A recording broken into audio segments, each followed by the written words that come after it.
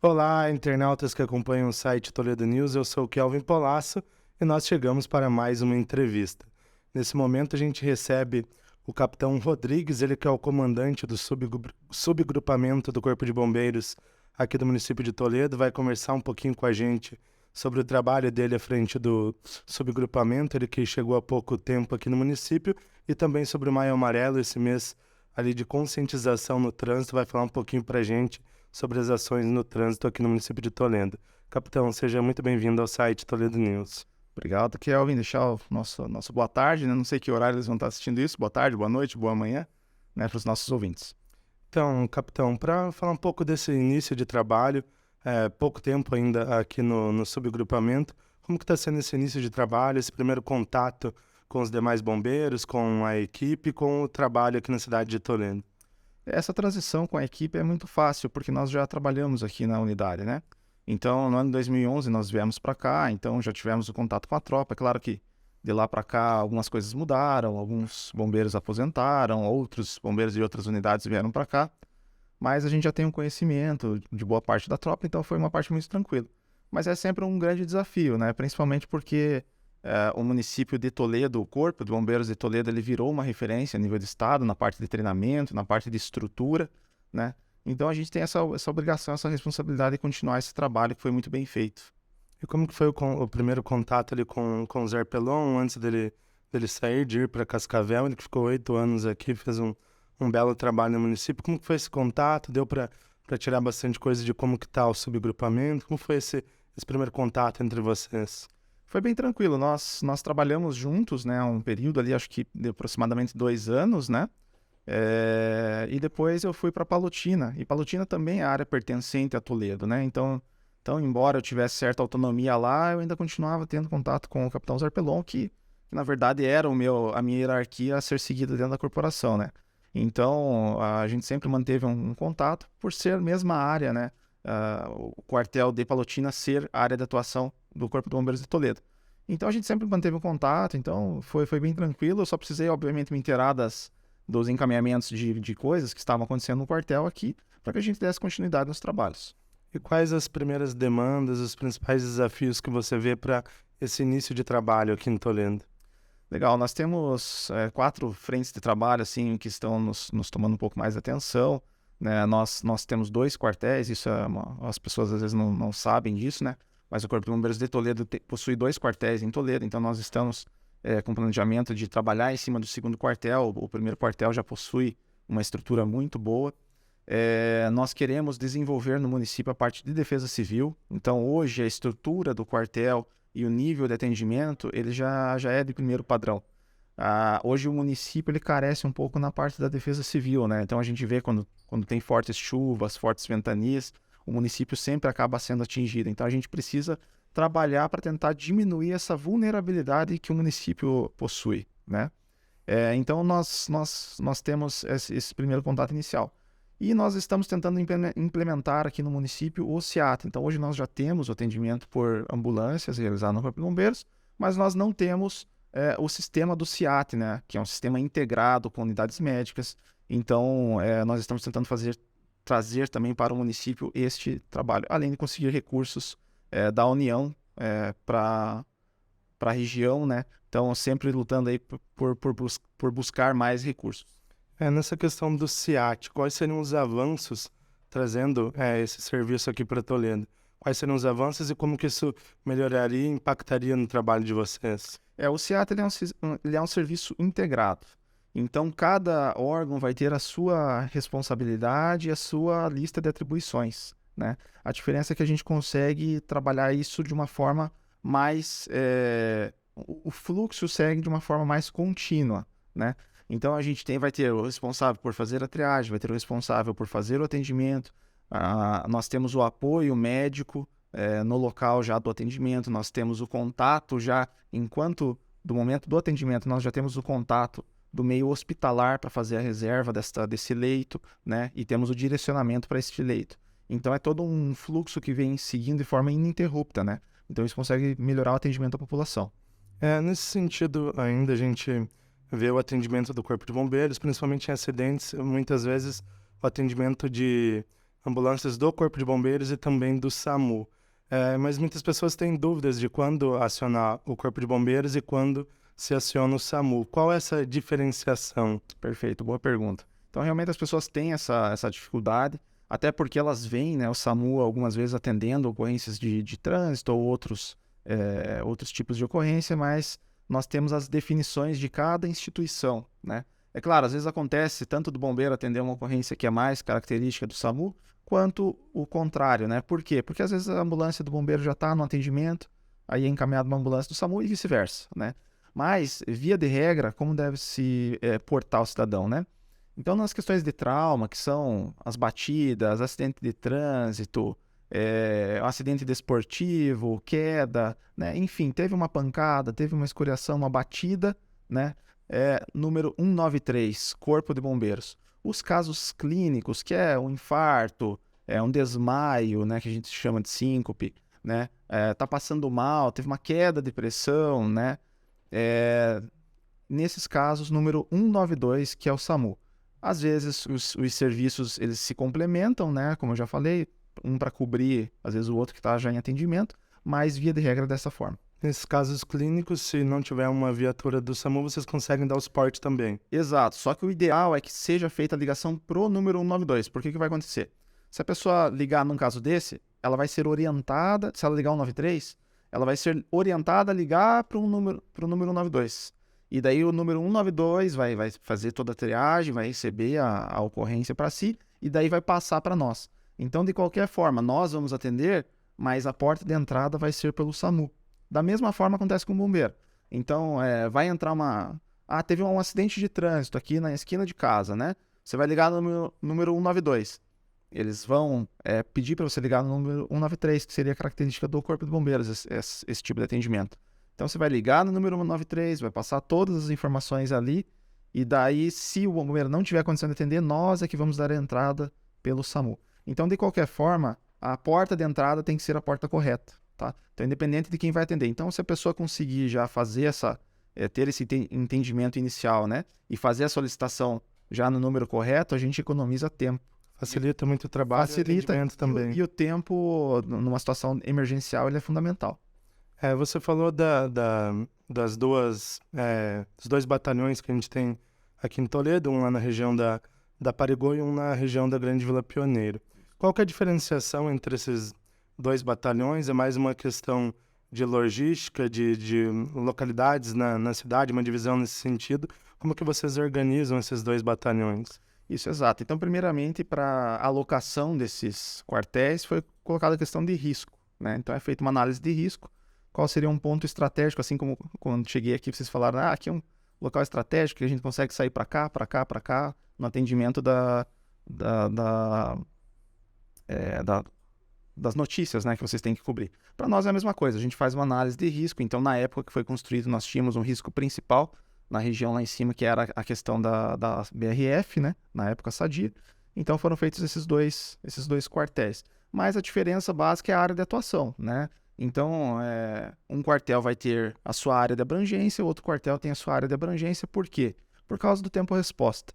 Então, quando a gente trata, né, novamente já falei, quando a gente trata de emergência, o tempo-resposta para atendimento a essa emergência é algo fundamental.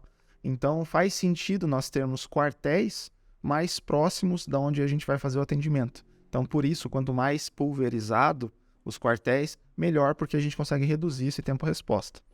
Entrando na questão de combate a incêndio, a gente já teve, nos últimos anos, alguns incêndios em empresas aqui na cidade, em frigoríficos, em outros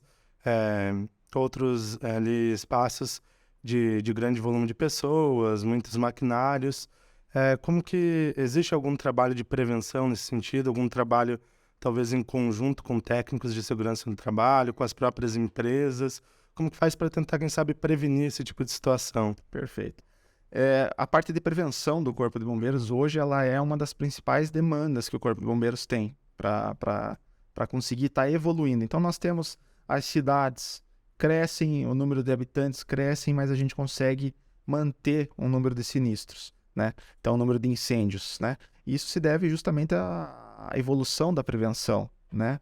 Então, hoje a prevenção é uma parte fundamental do Corpo de Bombeiros. Hoje ela é considerada até como parte operacional do Corpo de Bombeiros, porque é só através dela que a gente consegue manter um reduzido número de ocorrências e a gente consegue atender com qualidade essas ocorrências. É interessante a gente colocar para a população que as edificações mais novas, elas são construídas como uma ferramenta que se destina para uma determinada aplicação. Então, assim como a gente não consegue pegar uma chave de fenda e utilizar ela como uma chave de boca, né? Da mesma forma, uma edificação, você não consegue utilizar ela para um determinado fim fora do que ela foi projetada. Para que você faça isso, você precisa adequar essa edificação. Então, ela é vista como uma ferramenta que tem uma finalidade. Então, através da prevenção, antes nós tínhamos um código que foi criado ali em 2001, que tinha basicamente 4 itens de segurança, né? Hoje a nossa norma tem cerca de 20 normas, 20 medidas de segurança. Então, isso torna as edificações muito mais seguras para os ocupantes, né? Então, a gente consegue ter incêndios de grande escala e ter uma redução nos danos ou, muitas vezes, a preservação da vida, né? Então, dessa forma que a gente consegue trabalhar hoje de maneira mais efetiva. Isso facilita o trabalho de vocês também no caso de ocorrer algum incêndio, é mais fácil trabalhar, socorrer as vítimas, quem sabe diminuir ali, acabar com o incêndio ali, com a situação. Exato.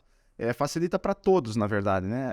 As edificações estando seguras, elas inclusive servem de abrigo de segurança para os ocupantes da edificação, né?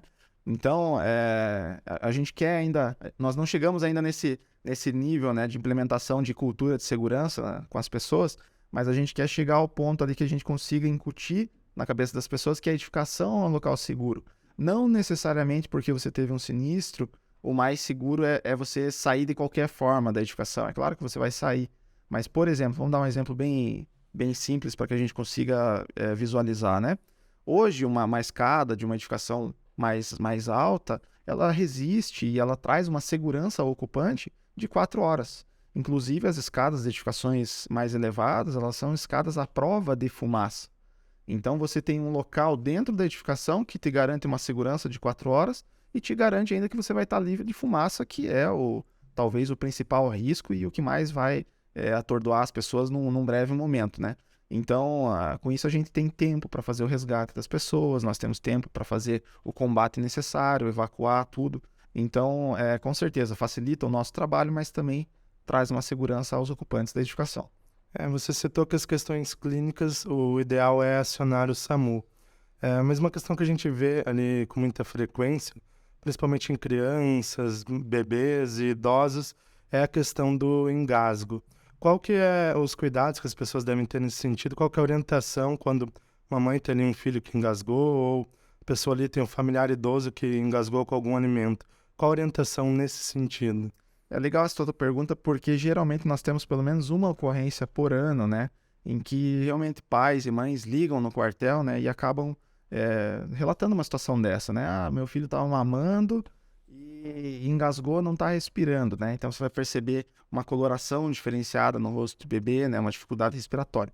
Então, geralmente 1 ou 2 ocorrências por ano a gente consegue reverter esse quadro somente com as orientações por telefone, né? Então, claro, a gente desloca a equipe para o local, mas quando a equipe chega lá, a situação já foi revertida graças às orientações por telefone. Então, é muito importante que as pessoas primeiro mantenham a calma, façam o acionamento do Corpo de Bombeiros, número 93, né?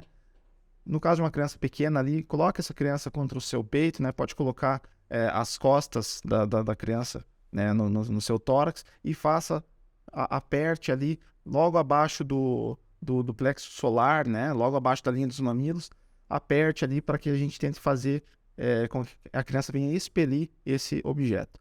Tem uma manobra um pouco mais complexa, né? O ideal seria a gente ter um boneco aqui para demonstrar, no qual você pode inclinar a cabeça do bebê para frente, né? Barriga para cima, né? E também fazer um movimento, eu chamo de movimento de J, né? Vai ficar um pouco difícil de mostrar aqui, mas a gente faz o movimento também na linha do umbigo, né? Empurrando em direção à cabeça, depois vira essa criança para o outro lado e dá tapas nas costas também para tentar expelir esse objeto. Então essa é uma manobra bem simples de ser realizada, não precisa ter medo de realizar e com isso você consegue às vezes até salvar uma vida.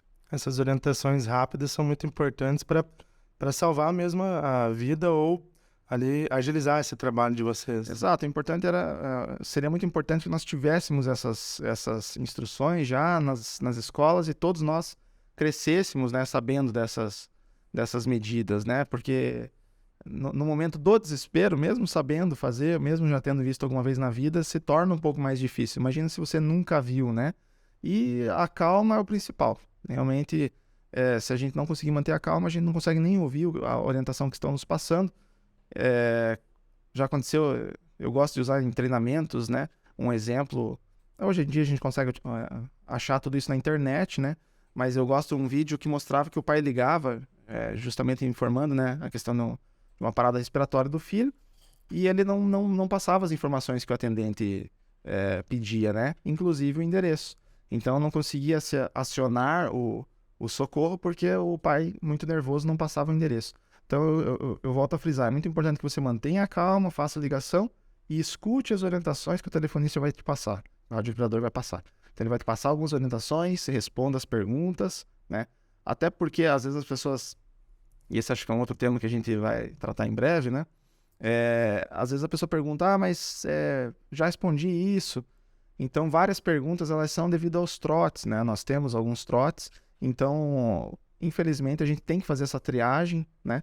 Então a gente acaba fazendo algumas perguntas para ver se a gente detecta alguma coisa nesse sentido, né? Então é muito importante, mantenha a calma, passe as informações e responda o que for perguntado, mas tente sempre manter a calma. O senhor entrou nessa questão dos trotes, a gente ouve muito falar de trotes para os órgãos de segurança, bombeiros, SAMU, Polícia Militar, Guarda Municipal. Qual que é o impacto dos trotes para o serviço de vocês? E tem alguma coisa, qual o número de trotes hoje no subgrupamento de Toledo? Como que isso afeta o trabalho de vocês? Certo. Nós fizemos um levantamento do número de trotes, né? E nós tínhamos, na época, 6 a 7 ocorrências dia, né? Essa era uma média. E nós tínhamos uma média de 9 a 10 trotes por ocorrência. Então, aproximadamente aí entre 50 e 70 trotes por dia. Existem os trotes mais simples, que são os trotes de criança, mas existem os trotes um pouco mais elaborados, mal intencionados, realmente, querendo deslocar uma equipe. E é importante que a gente pense sempre que quando uma equipe está no atendimento a um trote, ela deixa de estar no atendimento a uma ocorrência real. Então é muito importante que as pessoas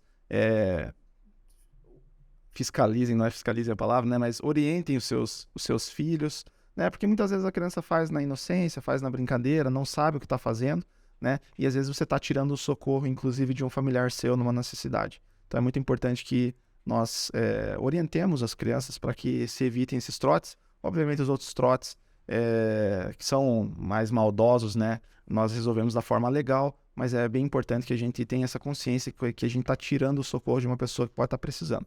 Isso impacta muito na velocidade da chegada de vocês nas verdadeiras ocorrências, né? Exato. Às vezes não necessariamente, talvez no tempo de chegada, porque às vezes você vai estar vai mandar uma equipe do SAMU, por exemplo, né? Como a gente já comentou. Então, às vezes no empecilho de mandar um equipamento, você manda uma outra equipe. Mas às vezes você está mandando o socorro que não seria o necessário, porque o socorro necessário está em outra situação. Então, às vezes acontece, a nossa demanda tem aumentado muito. Então, às vezes acontece da gente mandar até um caminhão para atender um caso clínico ou um caso de acidente de trânsito, porque tanto as ambulâncias do bombeiro quanto as ambulâncias do SAMU estão ocupadas. Agora, você imagina isso acontecendo, né, por conta de um trote. Então, você não mandou uma ambulância porque você já tinha as ambulâncias sendo ocupadas por um trote, né? Então, isso é algo muito grave. É mais do que o tempo, você não ter o recurso que é realmente necessário. A gente sabe que o trabalho dos bombeiros, do profissional que tem esse cuidado, é um trabalho muito complexo. Algumas atividades ali de salvamento são muito complexas. E isso necessita um treinamento muito grande. Nós sabemos que todos vocês são muito preparados, mas exige um treinamento ali constante também. Como que está essa questão do treinamento dos bombeiros aqui de Toledo? Vocês têm uma estrutura muito boa, tem a torre, que é uma referência também, mas como que está se aperfeiçoando sempre? Então, o Corpo de Bombeiros ele conta com um plano anual de instrução. Então, nesse plano já são previstos durante o ano vários ciclos, né? Geralmente isso gira em torno de 4 a 6 ciclos, né? Com os conteúdos que serão abordados no ano. Então, os bombeiros fazem esse treinamento tanto da parte teórica e geralmente cada ciclo se encerra com uma parte prática, né? De atividade prática. Então, com isso, os bombeiros conseguem se atualizar e se manter sempre treinados, né? Então, essa é uma parte, a parte de treinamento, né? Ela é uma parte que evoluiu muito nos últimos anos, né? Hoje, como já mencionado, Toledo é uma referência nessa parte do treinamento. Hoje nós temos equipes, né, do Corpo de Bombeiros de todo o estado vêm para cá, tanto para formação quanto para aperfeiçoamento, né? Então é uma parte realmente que hoje Toledo se tornou referência na parte de treinamento. E hoje como que está o efetivo do Corpo de Bombeiros aqui em Toledo? É um efetivo que consegue atender adequadamente todas as demandas? É um efetivo que ainda tem algum déficit? Como que está o efetivo de vocês? Exato, nós atendemos as demandas, mas não é o efetivo que seria necessário, né? Então, essa é uma dificuldade de qualquer comandante. Então, se você fizer essa pergunta em qualquer município, acredito, sem medo de responder, que todos os comandantes darão a mesma resposta: falta efetivo. Então, realmente é uma dificuldade que nós temos a nível de estado, não só no Corpo de Bombeiros, como na Polícia Militar. Então, mas nós, claro, a parte tecnológica, ela acaba contribuindo um pouco para que a gente vença essa falta de efetivo. Então, hoje você tem equipamentos otimizados, equipamentos mais leves, EPIs mais leves, equipamentos de proteção respiratória mais leves, com autonomia maior. Então, você facilita o serviço, os equipamentos são mais eficazes, então você otimiza o serviço, mas realmente o fator humano hoje é uma dificuldade que nós temos que lidar. Há alguns anos nós já estamos reduzindo cada vez mais a nossa parte administrativa, né, do quartel. Quando eu cheguei aqui na unidade era outra realidade, a estrutura administrativa, então a gente conseguia gerenciar a empresa com mais tranquilidade, né, porque a parte administrativa era mais farta em recursos humanos, né, e a população acaba não sentindo essa dificuldade que nós temos, porque realmente a gente está a cada vez espremendo mais ali o limão, né, para tirar o suco. Mas realmente é uma dificuldade, sim, faltam efetivos, mas não é algo da região, é algo do estado como um todo. Entender o local de trabalho, as demandas, as características do seu próprio efetivo contribui para diminuir esse problema? Sim e não, né? Eu acho que eu procuro sempre trabalhar nessa parte da inteligência interpessoal, né? Tentar tornar o ambiente de trabalho mais confortável para os bombeiros. Mas a falta de efetivo chega uma hora que ela não se sustenta por si só, né? Então, é claro, você consegue às vezes fazer um trabalho de 10 com 9, mas concorda que chega uma hora que não tem como, né? Você passar de 9 para 8, de 8 para 7, 7, chega uma hora que fica insustentável. Então, a gente faz todo o possível, mas realmente chega uma hora que começa a ficar complicado de você estar reduzindo demais. Isso até para a questão de segurança dos próprios bombeiros, né? Então, há muitos anos atrás, isso não é algo de agora, mas há muito tempo atrás, os caminhões saíam, claro, volto a frisar, era outros tempos, outra realidade, né? Os equipamentos de segurança hoje são muito mais eficientes, mas antigamente você tinha caminhões saindo com 5 pessoas, né? Hoje você tem, às vezes, guarnições saindo com 2 militares. Então, obviamente que uma mudança de 5 para 2, né? Nós tentamos manter aqui 3, né? Então, obviamente que um atendimento em 5, um atendimento em 3 tem diferenças, apesar do equipamento ser mais avançado, apesar da proteção ser maior, apesar do caminhão ser mais avançado, mas obviamente que isso traz uma diferença e isso traz uma carga de trabalho maior para cada bombeiro. Você como comandante, assim como outros colegas que são comandantes em outros grupamentos, outros subgrupamentos, tem uma função ali administrativa, de gestão, mas vocês também atuam nas ocorrências, são questões mais pontuais, ocorrências maiores que precisam de uma ajuda. Como que é o trabalho de vocês nas ocorrências? Geralmente nós atuamos quando é uma situação que extrapola o cotidiano, né? Então, por exemplo, quando eu estive aqui, felizmente, né, nessas 3 semanas aí que eu estou, não tivemos nenhum caso desse, mas quando eu estive aqui, nós acabamos tendo que atuar incêndios em grandes empresas, talvez a maior tenha sido a Cevale e a BRF, né? Então, geralmente, quando são situações dessa, onde você vai ter que ter um gerenciamento muito grande de recursos, né? Então a gente acaba atuando também. Mas fora isso, realmente cabe mais o serviço administrativo. O Corpo de Bombeiros ele é como uma empresa, né? Então, para que você tenha o atendimento das pessoas lá na ponta que a gente fala, né? Que é a ambulância, tá lá, é o bombeiro, tá lá apagando o incêndio. Para isso você precisa ter desde um conserto de um pneu furado, o abastecimento da viatura, a alimentação desse bombeiro chegando na hora do almoço, chegando na hora da janta. Então é como uma empresa. Para que você mantenha as portas abertas, você tem várias outras estruturas administrativas para que você consiga abrir as portas. Dos treinamentos, das melhorias ali enquanto profissional, vocês também continuam participando? Sim, com certeza. Nós temos no município de Toledo, nós temos um PAN, né, que é um plano de auxílio mútuo. Então isso é um trabalho realizado junto com as empresas, com as maiores empresas, né, do município, que é justamente uma parte de treinamentos e de apoio logístico entre as empresas. Então, no caso de um sinistro de maior proporção, como eu acabei de comentar, você consegue, às vezes, falta um determinado maquinário. Então, a gente traz esse maquinário de uma empresa que tem. Então, as empresas, elas fazem uma aliança, né, entre elas, no qual elas auxiliam, né, uma a outra no momento de dificuldade. Entrando num assunto que é muito típico agora do mês de maio, a gente está no mês do Maio Amarelo, de conscientização no trânsito, e o Corpo de Bombeiros tem uma atuação muito ativa ali no trânsito. No próximo sábado a gente tem uma ação ali no Largo São Vicente, um simulado. Como que vai funcionar essa ação? Exato, nós teremos um simulado, então, no Largo São Vicente, às 9 horas, convido a população a participar. Esse simulado não tem intenção de chocar, não é essa a ideia, a intenção é conscientizar. A gente precisa, só para esclarecer, o simulado vai ser, nós iremos simular um acidente de trânsito, o Corpo de Bombeiros vai atender fazendo a extração das vítimas de dentro dos veículos, né? O Corpo de Bombeiros hoje ele atendeu, no ano passado, 1.427 ocorrências. Isso dá uma média, isso eu estou falando só ocorrências de trânsito, tá? Isso dá uma média de 4 ocorrências por dia, tá? Mas nós temos dias que nós temos 19 atendimentos, tá? Esse número de 4 ocorrências é um número muito reduzido e muito fora da realidade. Por quê? Porque em cima desse número nós acrescentamos ocorrências atendidas pelo SAMU, ocorrências atendidas somente pela Polícia Militar, que não teve vítima, então a polícia foi somente fazer o registro, e fora o grande número de ocorrências que tem, onde os motoristas se acertam entre eles, né? E não há necessidade de chamar nem polícia nem bombeiro.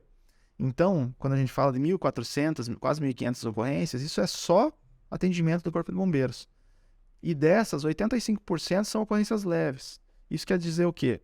São as ocorrências que a pessoa estava distraída, furou uma preferencial, passou ali, acelerou um pouquinho antes do sinal abrir, ou tentou passar no amarelo, né? Ou simplesmente estava andando distraída, mexendo no celular, que é uma realidade que nós temos hoje. Então, 85% são ocorrências leves, pequenas, que poderiam ser facilmente evitadas. Então, as pessoas precisam ter o entendimento de que os acidentes, eles ocorrem pelo comportamento humano. São raríssimas as condições onde o acidente ocorreu por falha mecânica, ou falha de sinalização, ou má condição da pista. São raríssimas. Os acidentes ocorrem por comportamento humano. Então, a gente precisa conscientizar, educar e tomar consciência das nossas ações para que a gente tente reduzir esses elevados números. E hoje a maior parte das ocorrências é com motocicletas, envolve motocicletas? Nós temos também nos dados de 2022, né, nós temos 66% das ocorrências com motocicletas. Além de elas representarem um número maior de ocorrências, né, elas também representam uma gravidade maior. Então, 85% dos acidentes envolvendo veículos, né, de uma forma geral, 85% são acidentes leves. Nas motos, isso cai para 75%. Então, é uma diferença pequena? Aparentemente é. Só que não é tão pequena, por quê? Porque fora isso, nós temos todos aqueles acidentes que não entram na estatística, que são os acidentes que eu já falei, que são acidentes mais leves, na qual não foram acionados os órgãos. E os acidentes com moto, dificilmente eles não são acionados, dificilmente a vítima sai ilesa, né? Então, esse número se torna relativo ao número total de carros, ele se torna um número muito maior, né? Então, realmente, os acidentes com moto, eles são a maior parte dos atendimentos e a gravidade geralmente maior. A questão da gravidade maior também aumenta a complexidade do atendimento ali para vocês. Sim, a complexidade, a atenção tem que ser dada, né? A gente orienta as pessoas a já aconteceu de estarmos fazendo um atendimento, né? E por curiosidades, curiosos pararem em volta, ou às vezes diminuir a velocidade do carro para passar, ficar olhando, termos outros acidentes no mesmo local do atendimento. Então é muito importante que as pessoas não se aglomerem, né? Sinalizem o local, mas não se aglomerem, não fiquem ali atrapalhando as equipes de serviço, porque realmente atrapalha, não é uma questão só de curiosidade. E a curiosidade por curiosidade não traz benefício nenhum para a vítima, né? O que a gente tem que tentar fazer é garantir a segurança da vítima. Eu me deparei com um acidente ali em alguma via da cidade, tem um motociclista, um ciclista ferido, o ideal é não mexer na pessoa e acionar vocês, né? As pessoas têm uma regra, né? Não mexa. Realmente, se você não tem conhecimento nenhum, o ideal é não mexer. Existem algumas condições no qual deve-se mexer, e isso está relacionado principalmente à segurança. Se o local não é seguro, né? Vamos dar um exemplo aqui. A pessoa se acidentou, acidente de trânsito, né? Então, a pessoa se acidentou logo após uma curva, né? Ou uma rua escura, mal sinalizada, tá sem iluminação. Obviamente, se você deixar a vítima ali no meio da rua caída, poderemos ter um novo acidente. Então, neste caso, se torna mais viável você mobilizar do que você ficar aguardando. Mas a orientação é sempre essa. Se você conseguir não mobilizar, se o local não representa insegurança, mantém a vítima parada, tenta não mobilizar a vítima, faz o acionamento do número 93 e aguarda, tá? Outra coisa que a gente faz, as pessoas quando fazem acionamento, às vezes elas acham, e é comum às vezes você falar, nossa, demorou para atender. Na nossa central nós recebemos a ligação, é registrado o momento da ligação, é registrado o momento de acionamento da viatura, o momento de chegada da viatura no local, saída do local, chegada no hospital, enfim, todos os horários eles ficam registrados. E o tempo de resposta, geralmente, ele gira em torno de 5 a 7 minutos. Então, esse é um período muito curto. Mas, realmente, para quem está aguardando no local, às vezes parece que, levou uma eternidade para chegar, né? Então, é importante a gente ter essa consciência que eu mesmo, quando eu faço acionamento, né, às vezes estou, como qualquer pessoa, desloco para o trabalho, às vezes me deparo. Acho que foi semana passada, peguei um motoqueiro, um ciclista caído, né? Também, quando eu mesmo faço o acionamento, também falo, nossa, tá demorando. Depois a gente vai olhar no sistema lá, 5 minutos. Então é importante que as pessoas tenham esse conhecimento que no momento do desespero parece que o tempo é muito mais elevado. Essa ação de sábado, voltando a ela, é uma ação também importante para vocês treinarem o trabalho ali de desencarceramento também. Imagino que seja um tipo de trabalho muito, muito complexo, de muita dificuldade e também de um treinamento também difícil mobilizar ali toda uma estrutura para esse treinamento também é complicado. Então, é um trabalho importante para vocês nesse sentido. Exato, é uma parceria nossa, né, com a Secretaria de Mobilidade e com a Guarda Municipal, então eles estão nos auxiliando, eles nos solicitaram, nos deram essa ideia, solicitaram esse apoio. Então, para nós, realmente entra mais na questão do treinamento, né, para a campanha como um todo, o Maio Amarelo entra mais na parte de conscientização, mas para nós, sim, entra nessa parte de treinamento. Inclusive, hoje nós temos equipes treinando no município de Marechal Cândido Rondon, né? Nós temos militares de Toledo também treinando lá. Então, realmente, é uma parte do treinamento que está bem em voga agora nos últimos tempos, né? No ano passado, nós tivemos a equipe do 4º Agrupamento, que é a equipe de Cascavel, né? Toledo pertence dentro da hierarquia dos quartéis, vamos colocar dessa forma, Toledo pertence ao quartel de Cascavel. Então, nós tivemos a equipe de Cascavel com militares de Marechal. Eu não me recordo agora se tem militares de Toledo, né? Então, nós tivemos a equipe de Cascavel ali campeando de um campeonato de extração de vítimas, né? Então, isso é muito prestígio para nós, do Bombeiro do Paraná como um todo, mas, obviamente, que muito mais para nós aqui da região, né? Isso é um orgulho para nós. Então, é algo que está muito em voga, sempre esse treinamento, né? Essa repetição. A gente costuma dizer que o treinamento é a repetição até a exaustão, né? E isso traz a perfeição, né? Então, para nós, sim, entra nessa parte de treinamento. Capitão, para concluir esse nosso bate-papo, se quiser deixar aquele último recado de conscientização no trânsito, também sobre esse trabalho ali do sábado, deixar o convite para quem quiser acompanhar, o espaço está aberto. Perfeito, eu deixo o convite à população para que esteja lá dia 13 agora, sábado, às 9 horas da manhã, no Largo São Vicente, né, onde faremos um treinamento, uma exibição, na verdade, das técnicas de extração do Corpo de Bombeiros no atendimento, visando trazer a conscientização às pessoas de que o número de acidentes de trânsito tem crescido, o número de acidentes é muito elevado e os acidentes ocorrem por comportamento humano.